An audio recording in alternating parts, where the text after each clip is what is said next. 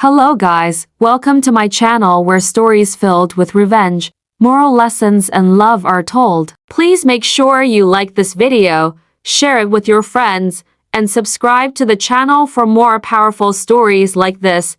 My name is Raymond Ellis. I am 68 years old, and what I'm about to share with you is the story of how my family's cruelty nearly broke me and how I chose to rise again. I had always believed that the bond of blood was unshakable, that after all the years of sacrifice and sleepless nights, the people you loved most would be the ones to stand closest when life showed its teeth. But I was wrong. The morning of my surgery was a blur of white lights, anxious nurses, and a chill that crawled into my bones. My heart had betrayed me. 3 arteries blocked, the doctor said, and time was running out. I was wheeled into the operating room, and for 47 seconds, my heart gave up on life. I hovered on the edge of eternity, but somehow I was pulled back. When I opened my eyes in recovery, I thought of my family, my wife Lorraine and my son Marcus, sure they'd be waiting outside, hands clasped, tears of relief ready to greet me. Days passed in that hospital room. The machines beeped steadily beside me, the scent of antiseptic hung in the air, and the loneliness pressed down on me harder than the surgery itself. Nurses came and went, strangers who offered me water, helped me sit, and reminded me I was still human. But from my own blood, there was silence. No flowers, no visits, not even a call to check if I had made it out alive. One afternoon, desperate for comfort, I borrowed a nurse's phone to send a message to Marcus. "Son, I'm weak. Can you come see me?" Minutes later, his reply buzzed on the screen. "Dad, I'm busy. Call a taxi when you're discharged." I stared at those words until they blurred, not because of my eyes, but because of the sting in my chest. Lorraine's message came later, colder than ice. "It's peaceful without you here. Don't rush back." I lay there, my body stitched and fragile, wondering if I had died on that table after all and was now living in some cruel afterlife where love evaporates. I had given Marcus the best education money could buy, working overtime shifts and skipping meals so he'd never go hungry. I had endured Lorraine's sharp tongue for decades, convincing myself that stability was more important than peace. And now, when I needed the smallest gesture of care, I was abandoned. On the day of discharge, the nurse wheeled me toward the entrance, my bag of belongings resting on my lap. "Is your family outside?" she asked kindly. I wanted to lie, to preserve a shred of dignity, but the truth broke from me like glass. "No one's coming," she hesitated, her eyes soft with pity. I dialed Marcus again, one last chance, a father begging not for gifts, not for money, but for presence. His voice came through sharp and impatient.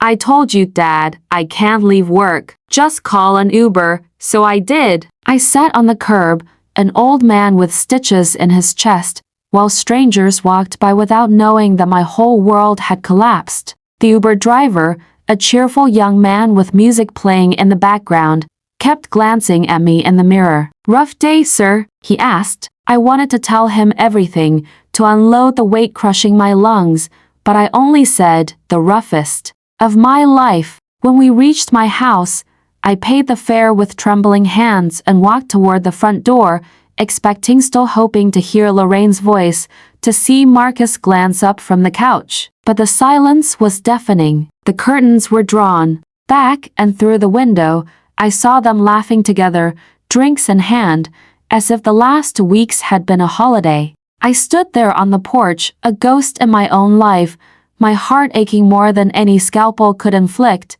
That night, as I lay on my bed with the faint hum of the oxygen machine filling the room, I understood something.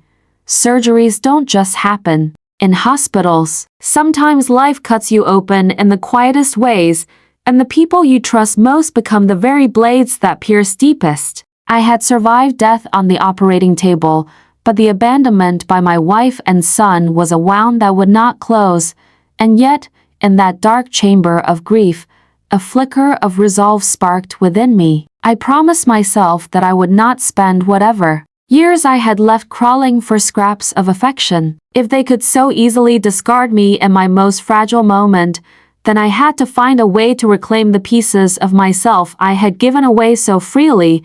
When I finally stepped fully back into that house, it no longer felt like home. The walls were the same, the old photographs still hung on the staircase, but there was something rotten in the air, something that made my stomach tighten. The very moment I entered, Lorraine glanced at me from the living room couch as though I were a stranger intruding. She didn't get up. She didn't ask if I needed help climbing the stairs. She just sipped her wine and smirked.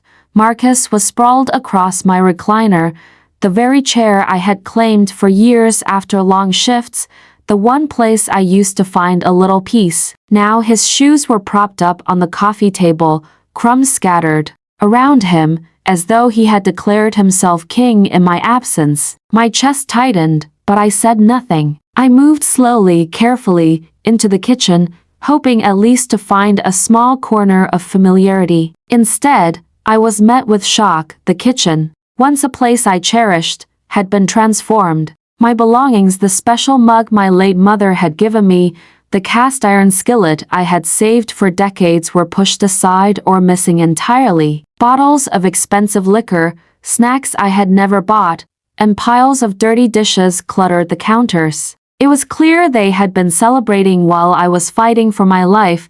I opened the fridge and found it stuffed with food I couldn't eat, greasy takeout boxes, half-empty bottles, nothing suitable for a man recovering from heart surgery. You didn't think of getting me something light? Maybe soup? I asked softly. Lorraine turned her head lazily from the couch. We're not your nurses, Raymond. You wanted to come back home. Figure it out yourself. I felt the stitches in my chest burn, not just from movement, but from the cruelty in her voice. I had been their provider for so many years, and now I was treated as nothing more than an inconvenience. Marcus chuckled under his breath, not even hiding it. You should be grateful we let you come back at all, he muttered, eyes glued to his phone. That night I lay in my bed, the same room Lorraine had shared with me for decades, yet the distance between us was miles wide. She had taken half the closet space for new clothes, dresses with tags still dangling. When I asked where the money came from, she didn't flinch. Your pension, of course. What else is it for? You're alive, but barely. Better we use it. While it's useful, her words stabbed deeper than any scalpel. They had been using my absence as a free pass to live as they pleased, draining the accounts I had built with sweat and sacrifice. My hospital stay, my near death, was not a tragedy in their eyes, it was an opportunity.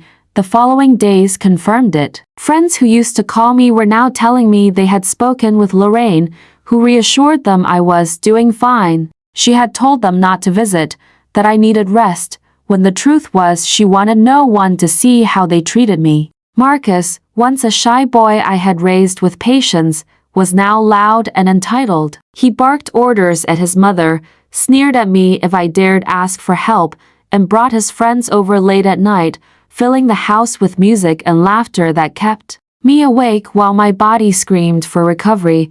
I tried one evening to remind him of what family meant. Marcus, I nearly died on that table. Don't you see? Life is fragile. We only have each other. He didn't look up from his game. Don't guilt me, Dad. You chose this life. You worked yourself sick, and now it's not my problem. I have my own plans. The words echoed in me. Not my problem. I had given him the roof over his head, the car he drove, the very foundation of his so-called plans, and now I was nothing but a burden. Lorraine didn't intervene, didn't scold him. She laughed softly and poured another glass of wine.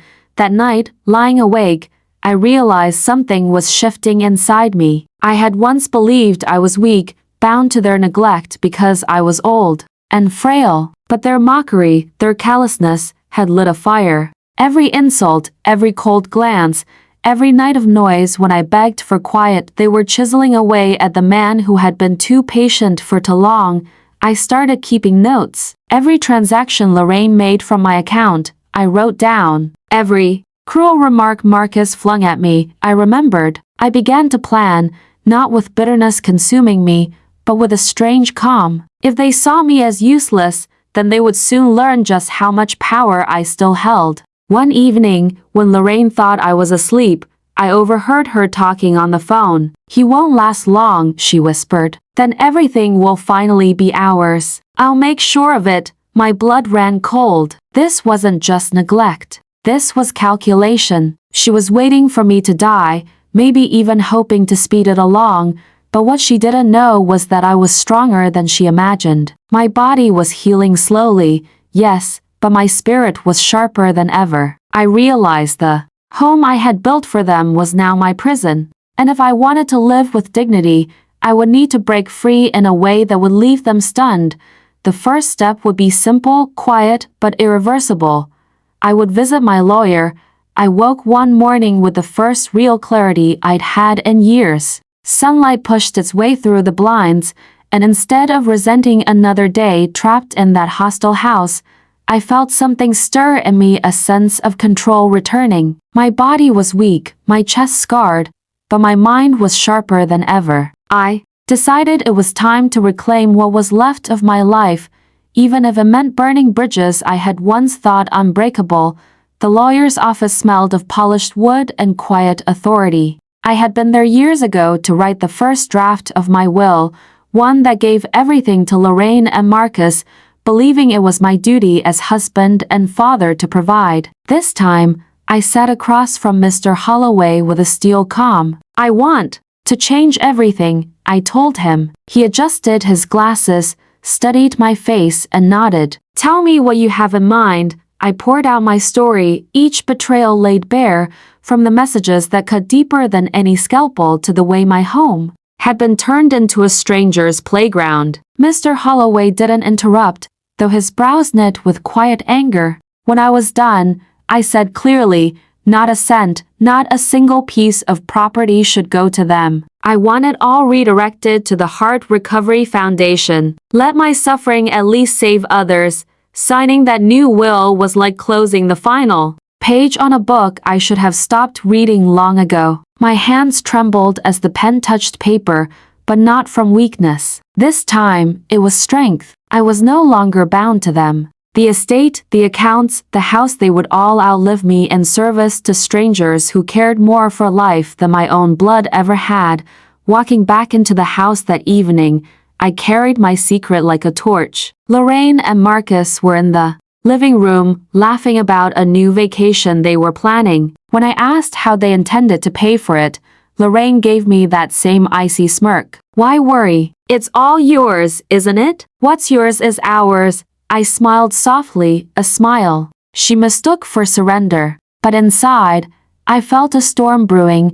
Weeks passed, and slowly, word of my decision began to ripple. I had confided in an old friend, Harold, who worked with a local newspaper. He convinced me to share my story, not just the legal act of disinheriting my family, but the emotional abandonment that had led to it. The article went viral overnight, neighbors whispering, strangers sending letters of support, and the Heart Recovery Foundation reaching out with gratitude and promises that my contribution would change countless lives. Lorraine's mask cracked first. She stormed into my room one evening, her voice shrill. "How could you embarrass us like this? Do you know what people are saying?" I looked at her with a calm I had earned. "They're saying the truth, and the truth hurts, doesn't it?" She slapped the doorframe, eyes blazing, but behind the rage I saw fear, the first real fear that maybe her golden future had just been snatched away.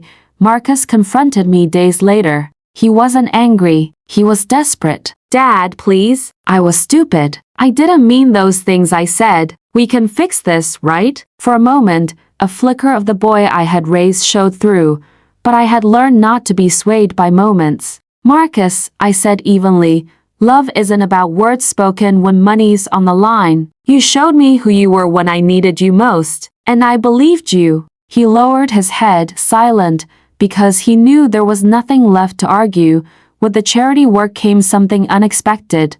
Life returned to me. I began traveling to conferences, speaking to groups about survival, not just from surgery, but from betrayal. I met people who understood loneliness, who had been abandoned too, and in those faces, I found connection. Slowly, I became more than the man who had been cast aside. I became a voice, a reminder that family is not defined by blood but by care. I also discovered freedom in small things. I traveled to places I had only dreamed of when work consumed me: quiet mountains, vast oceans, little towns where no one knew my story. Each step away from that house was a step toward the man I should have been long ago. I ate meals that nourished not only my body but my spirit, walked with friends who laughed with no agenda, and even allowed myself to feel companionship blooming. Again, this time not from duty but from choice. Months later, Marcus reached out again.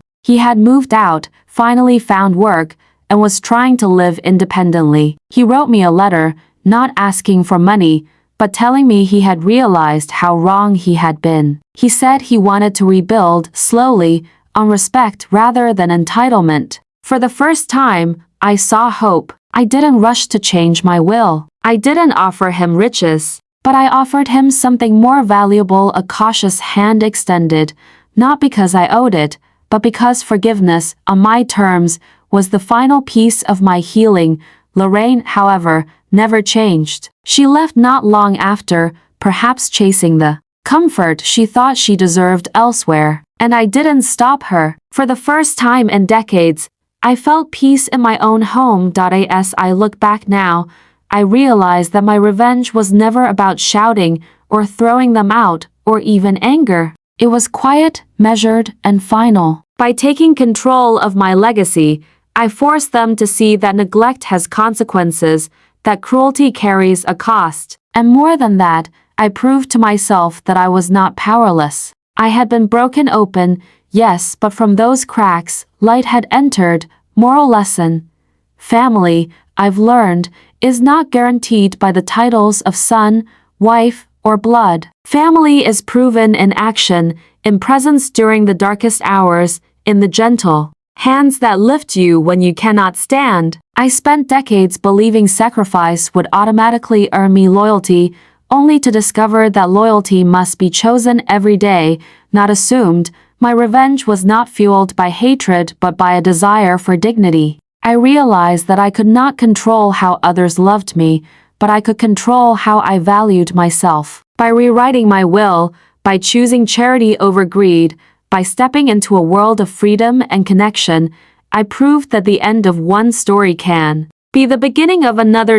So if you are listening and feel abandoned, remember this: you are not powerless. You can draw boundaries, you can demand respect, and you can choose to invest your love where it grows instead of where it withers. Thank you for listening. Don't forget to like this video, subscribe to my channel, share it with friends, and drop your thoughts in the comments. Your story matters too, and together we remind the world of that truth.